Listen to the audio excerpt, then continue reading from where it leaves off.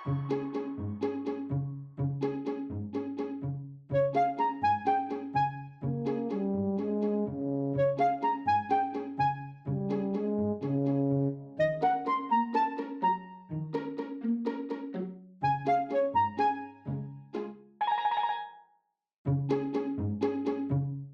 ग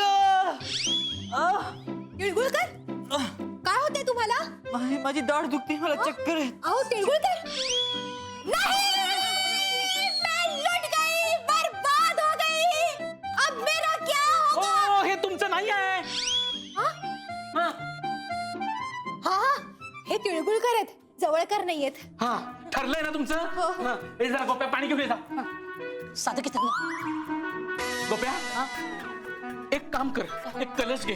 खरंच कळस करू नकोस रे, एक कलश घे. हा, आणि वज्रेश्वरीच्या कुंडातलं गरम गरम पाणी घेऊन ये. उकळत आणू का? हा उकळत आणतोस? जायचा रस्ता माहितीये? नाही. नसेलच ना, कसले प्रश्न विचारतोस? गरम पाणी घेऊन ये. चल. हे काय चालू आहे तुमचं? मॅडम इकडे ना पेशंट खेळत आहेत, हे डॉक्टर झाले. नाही यांची ना दाढ दुखत होती आणि ते चक्कर येऊन खाली पडले. हो का? मग तुम्ही काय एन्जॉय करत बसलाय का? अरे कुणीतरी डॉक्टरांना फोन करा आधी. मॅडम यांचे डॉक्टर भलतेच असतात. म्हणजे नाही सांगू शकत का? काही कामाचे नाही आहात तुम्ही. मीच करते फोन. भाई साहब उठो, स्टेशन आया. Hello hello doctor Joshi. तुम्हाला अशक्तपणा जाणवतोय का? मला माहित नाही, तुम्ही सांगा. नाही म्हणजे मला तुम्हाला अशक्तपणा असं काही वाटत नाही. नाही, मला जाणवतोय. तुम्हाला जाणवतोय असेल.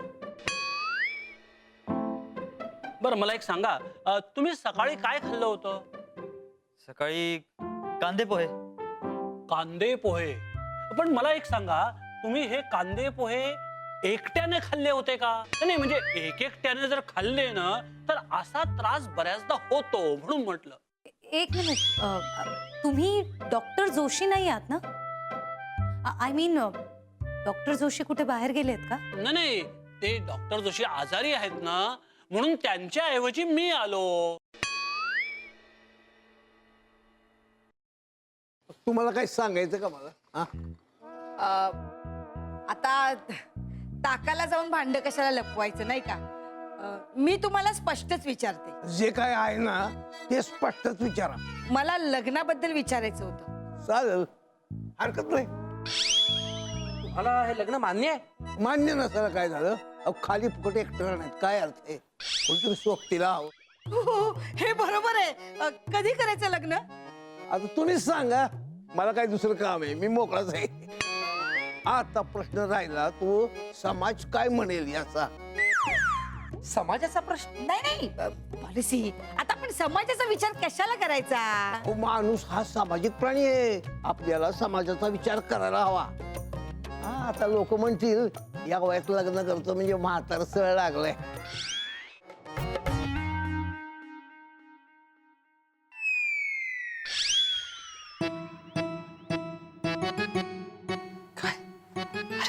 प्रोग्राम सुरू करायचा आहे. अरे तू टेन्शन नको घेऊ ना, मी आहे ना. अरे तू टेन्शन नको घेऊ ना, मी आहे ना. अरे तू करणार आहेस का प्रोग्राम? 3 पत्ती नाही तर कॅबरे नाही येतो. अरे ऋषी, हे प्रोग्राम तूच करणार आहे. अरे सुन्या, पण दादा घरात असताना कसा करणार आहे मी प्रोग्राम?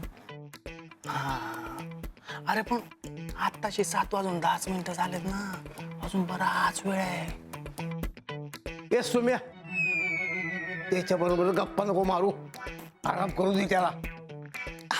नाही दादा, मी गप्पा नाही मारते. मी त्याला सांगतोय, ऋषा तुझ्या आजारपणात मी तुझ्या पाठीशी खंबीरपणे उभा आहे, तू टेन्शन नको घेऊ. हा गप्पा काय मारतोयस? काहीतरी कर. सांग.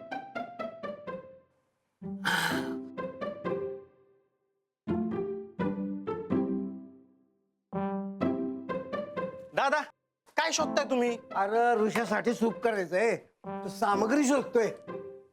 अहो पण इथे तुम्हाला काहीच सापडणार नाही ना. अरे का नाही सापडणार? शोधलं तर देव पण सापडतोय. सामग्री का नाही सापडणार हा? अहो दादा इकडे सगळं सामान अर्धवटच आहे.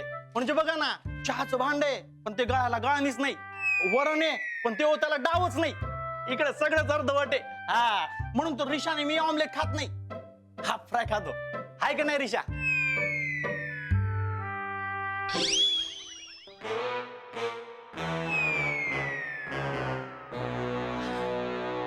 दादा हो इथं सामग्री नाही ना, आणि तुम्हाला सूप करायचंय रिशासाठी.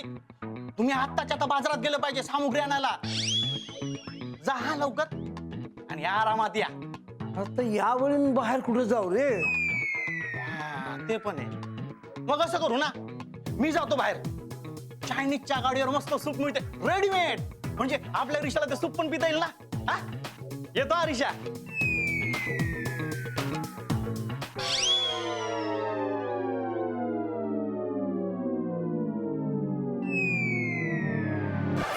दादा एक प्रॉब्लेम आहे.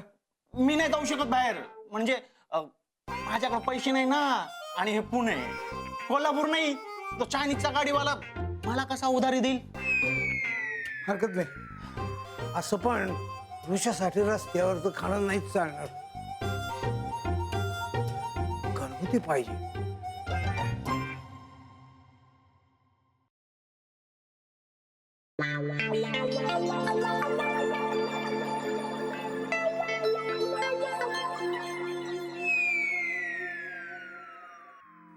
बघितलं का रिशा, हाय की नाही आपली कमाल? तुझी कमाल, कमाल तुझी कमाल.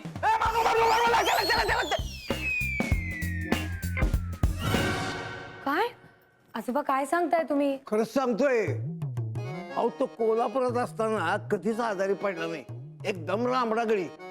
तुम्हाला सांगतो, तो 5 वर्षाचा असताना त्याला डॉक्टरकडे नेला होता, तो सुद्धा पोलिओचा डोस द्यायला. तेव्हापासून त्यानं अजून डॉक्टरचं तोंड पाहिलेलं नाही. मग आजोबा आज अचानक काय झालं ऋषीला?